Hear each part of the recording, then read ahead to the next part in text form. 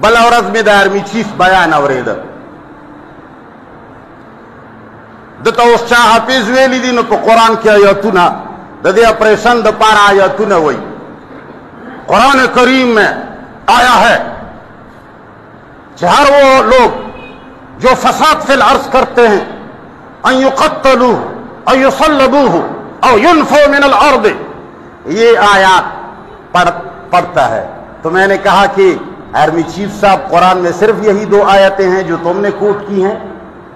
وَمَن لَّمْ يَحْكُم بِمَا أَنزَلَ اللَّهُ فَأُولَٰئِكَ هُمُ الْكَافِرُونَ قرآن میں نہیں آیا.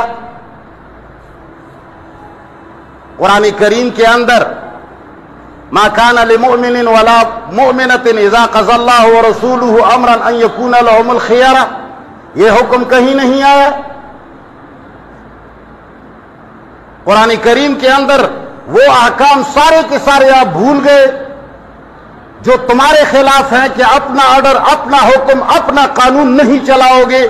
وہ آیتیں قرآن میں نہیں آئیں، لیکن یہ سارے بکریوں کی طرح عوام تمہاری باتیں سنتے ہیں اور اس پہ بھی خوش ہوں گے کہ بھئی اس نے تو قرآنی آیت کوٹ کی ہے. دیکھو یار، دا دجل و فریب ټول عمر مسلمان سره شوی دی، دا محکوم ساتلی شوی. او آخر کې ګوره زه د دې حالاتو متعلق یو څو خبرې کوم. مرګ هیڅ پته نه لګي، د ټارګټ هیڅ پته نه لګي.